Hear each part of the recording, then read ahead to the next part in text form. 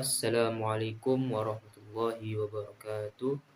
Apa kabar teman-teman semua? Sebelumnya, perkenalkan saya Muhammad Baki Rizaldo selaku moderator pada kelompok kali ini. Nah, sebelumnya izinkan saya untuk membuka diskusi dengan membaca basmalah. Bismillahirrahmanirrahim. Alhamdulillahirrahmanirrahim. Assalatu wassalamu ala asyrafil anbiya wal mursalin wa ala alihi washabihi ajma'in. Allahumma sholli ala sayyidina Muhammad wa ala ali sayyidina Muhammad. Sebelumnya yang sama-sama kita hormati yaitu Ibu Apoteker Mira Febrina, Magister of Science, selaku dosen pengampu mata kuliah Anatomi dan Fisiologi Manusia. Nah, kelompok kami yaitu akan membahas tentang anatomi dan fisiologi dari sistem integumen. Nah, sebelum kita masuk ke pembahasan, izinkan saya selaku moderator untuk memperkenalkan teman-teman anggota kelompok ini yang akan membantu menjelaskan materi mengenai sistem integumen. Nah, anggota kelompok yang pertama yaitu ada Amelia Putri, yang kedua ada Dea Novitasari, yang ketiga ada Dita Bina Julianti Habiahan, yang keempat ada Anjeli Zahra Isa, yang kelima ada saya sendiri Muhammad Behaki Rizaldo, yang keenam ada Nazwa Devia Putri, yang ketujuh ada Oktavia Rahmadani Dalimute, yang kedelapan ada Tiara Restiana, dan yang kesembilan atau yang terakhir itu ada Virginia. Baiklah, sekian presentasi dari saya. Yang lebih jelasnya akan dilanjutkan oleh pemateri berikutnya. Apabila terdapat kesalahan, mohon maafkan. Saya lanjutkan ke pemateri berikutnya. Yang pertama, pengertian sistem integumen. Integumen berasal dari bahasa Yunani yaitu integumentum, yang artinya penutup dengan ketebalan 1,5 sampai 4,4 mm. Sistem integumen atau peliput terdiri dari pertama, kulit yang meliputi kelenjar keringat, kelenjar minyak, dan beberapa reseptor khusus. Yang kedua, turunannya meliputi rambut dan kulit. Selanjutnya, fungsi sistem integumen. Yang pertama, sebagai pelindung atau proteksi terhadap mikroorganisme, penarikan atau kehilangan cairan, dan zat iritan kimia maupun mekanik. Yang kedua, sebagai eksterosepsi atau penerimaan stimuli dari lingkungan luar, misalnya rasa sakit, gatal, panas, maupun dingin.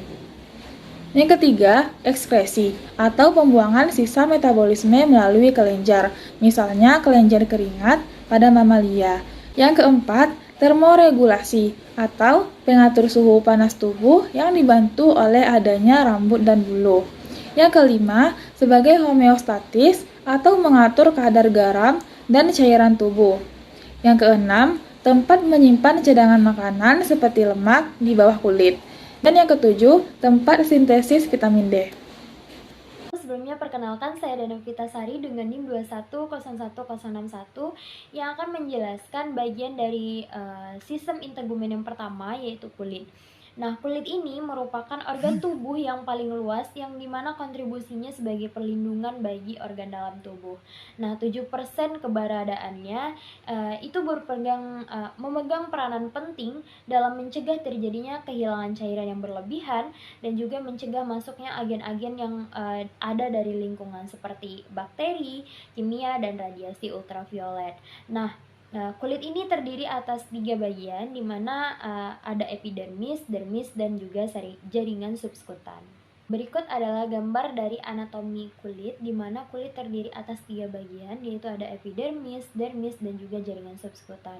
Nah, untuk epidermis ini merupakan bagian terluar dari kulit, yang mana meliputi dari rambut-rambut halus yang terdapat dari bagian kulit, dan juga sweet pore atau pori-pori. Nah, yang kedua ada dermis. Dermis merupakan bagian tengah dari kulit yang berada di antara epidermis dan juga jaringan subskutan. Nah, dermis ini terdiri atas nerve atau saraf, kemudian sweat gland atau kelenjar minyak, dan juga hair bulb atau bola rambut, dan juga atau akar rambut. Yang ketiga itu ada jaringan subskutan. Nah, jaringan subskutan ini terdiri atas hipodermis dan juga subskutan layers. Di dalamnya terdapat pembuluh darah vena dan arteri dan juga jaringan ikat adiposa. Baiklah, saya akan melanjutkan penjelasan materi. Sebelumnya, perkenalkan nama saya Dita Bina Julianti Abiahan dengan NIM 2101064. Nah, seperti yang sudah dijelaskan oleh pemateri sebelumnya, kulit terdiri atas 3 lapisan, yaitu epidermis, dermis, dan jaringan subkutan. Nah, epidermis merupakan lapisan paling luar yang terdiri atas lapisan epitel gepeng. Epidermis umumnya merupakan jaringan epitel squamosa berlapis dan tersusun atas sel-sel keratinosit yang merupakan sel yang menghasilkan keratin, yaitu serat protein yang kuat. Keratin ini memberikan struktur, daya tahan, serta kedap air pada kulit.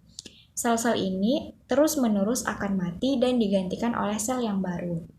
Nah, epidermis ini biasanya dibagi menjadi beberapa lapisan sesuai dengan morfologi keratositosit dan posisinya ketika berdiferensiasi menjadi sel-sel terangsang. Lapisan-lapisan tersebut yaitu stratum germinativum, stratum spinosum, stratum granulosum, stratum lucidium, dan stratum corneum. Yang pertama, stratum germinativum, lapisan basal, juga dikenal sebagai stratum germinativum, yang mengandung sel keratinosit berbentuk silindris yang melekat pada membran dasar. Lapisan basal adalah lokasi utama sel-sel aktif membelah pada epidermis yang membentuk sel-sel lapisan epidermis luar. Namun, tidak semua sel basal memiliki potensi untuk membelah.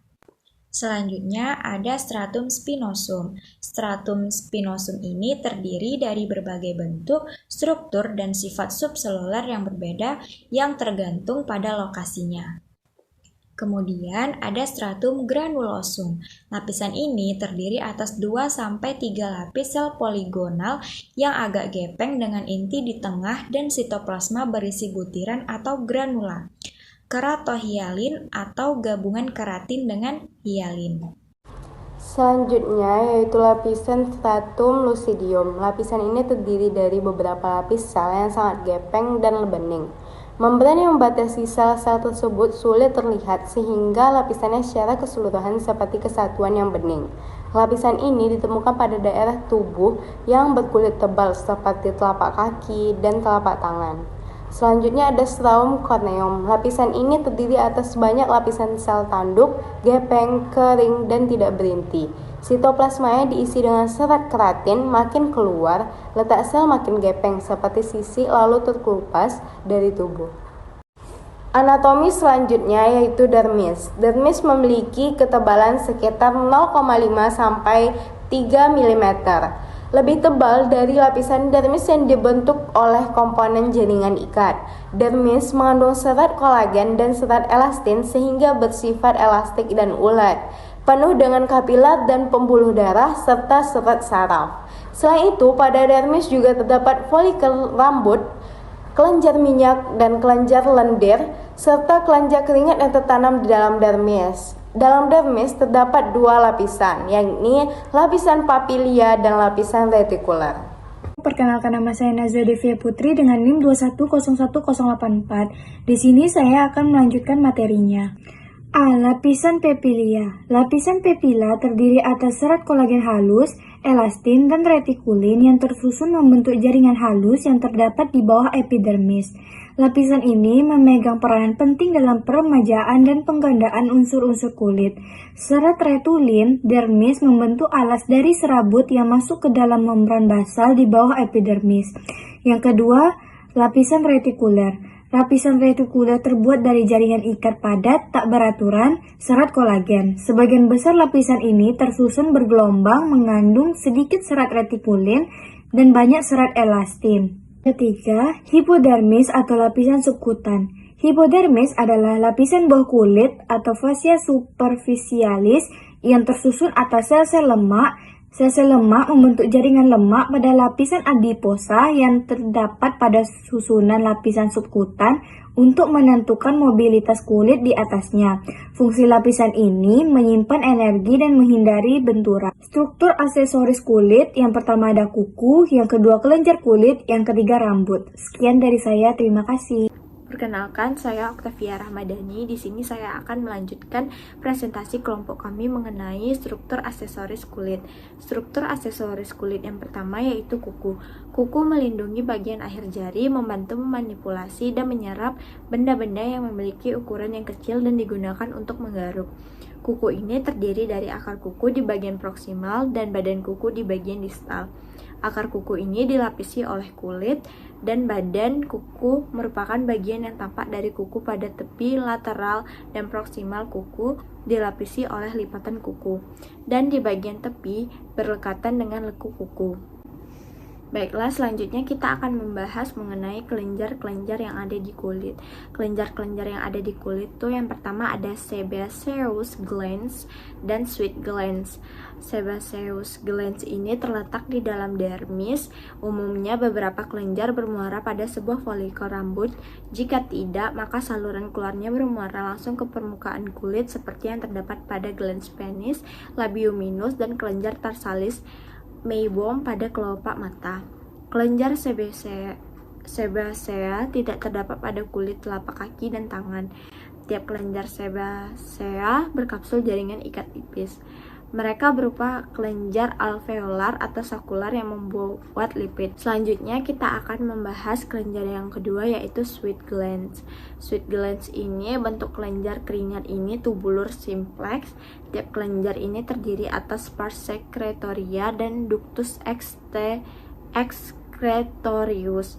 Pars secretoria terdapat pada subkutis di bawah dermis. Bentuk tubular dengan bergelung-gelung ujungnya, tersusun oleh epitel kuboid atau silinder berlapis. Kadang-kadang dalam sitoplasma selnya tampak vakula dan butir-butir pigmen. Di antara dasar sel-sel sekretoris dan membran basal di luar sel epitel, tampak sel-sel fusiform seperti otot-otot polos yang bercabang-cabang. Kelenjar sudoriferous ini terdiri dari dua macam kelenjar, yaitu kelenjar ekrin atau merokrin dan apokrin.